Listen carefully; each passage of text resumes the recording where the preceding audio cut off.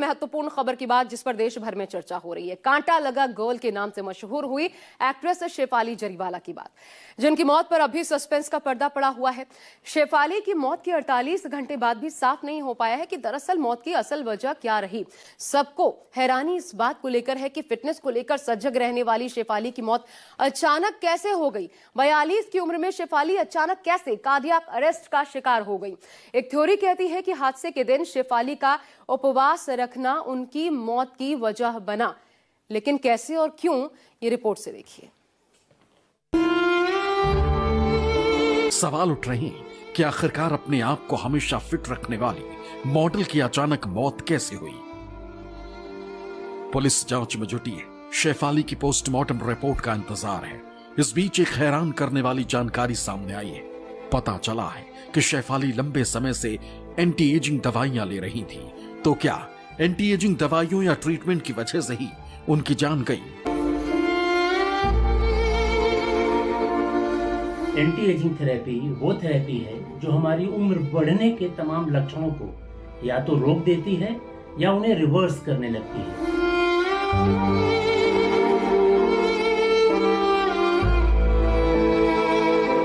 बहुत सारी दवाएं हैं जिनको डॉक्टर्स देते हैं, उनके इफेक्ट तो अच्छे होते हैं लेकिन उनके साइड इफेक्ट्स भी हैं।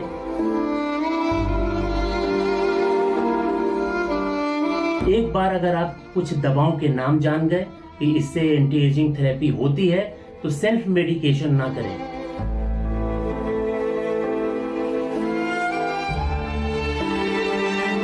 इनडायरेक्टली ये तमाम थेरेपियां हार्ट को भी इफेक्ट करती हैं। एंटी एजिंग ट्रीटमेंट एक ऐसी प्रक्रिया है जिसमें कोई शख्स खुद को जवान दिखाने के लिए दवाइयों का सेवन करता है, और शेफाली के इस ट्रीटमेंट को लेने की बात सामने आई है।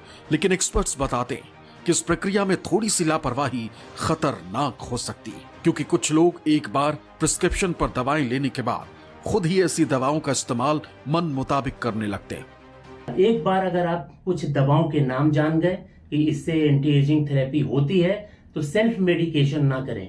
वो दवा कितनी देनी है, कब तक देनी है, कब नहीं देनी है, उसकी जगह दूसरी दवा कौन सी देनी है, ये सारी जानकारी एक क्वालिफाइड डॉक्टर के पास होती है।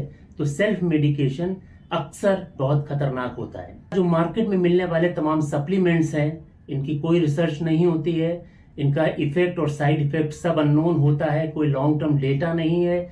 इनको खरीदने से बचें। जो डॉक्टर अपने प्रिस्क्रिप्शन पर लिख कर दे या जो एडवाइस करे उसको ही फॉलो करें। एंटी एजिंग ट्रीटमेंट का मुख्य उद्देश्य उम्र बढ़ने के लक्षणों को धीमा करना या उन्हें उलटना होता है। लोग इसे अक्सर झुर्रियां, ढीली त्वचा, उम्र के धब्बे और बालों के झड़ने जैसी समस्याओं को दूर करने के लिए करवाते हैं। बहुत सारी दवाएं हैं जिनको डॉक्टर्स देते हैं, उनके इफेक्ट तो अच्छे होते हैं लेकिन उनके साइड इफेक्ट्स भी हैं। कुछ हल्के फुल्के होते हैं, नौशिया, वोमिटिंग, पेट की समस्याएं, लेकिन कुछ ऐसे होते हैं जो वाइटल ऑर्गन्स पर इफेक्ट डालते हैं, जैसे किडनी की बीमारियां करना, कोलेस्ट्रॉल का लेवल बढ़ा देना, बॉडी की इम्यूनिटी को कम करना, जिससे हम इन्फेक्शन के लिए प्रोन हो जाते हैं। और इनडायरेक्टली ये तमाम थेरेपियां हार्ट को भी इफेक्ट करती हैं। ये तब करती हैं जब ये लॉन्ग टर्म थेरेपीज दी जाती हैं, लंबे समय तक दी जाती हैं और इनके साथ साथ पैरेलल दूसरे फैक्टर्स पे नजर नहीं रखी जाती।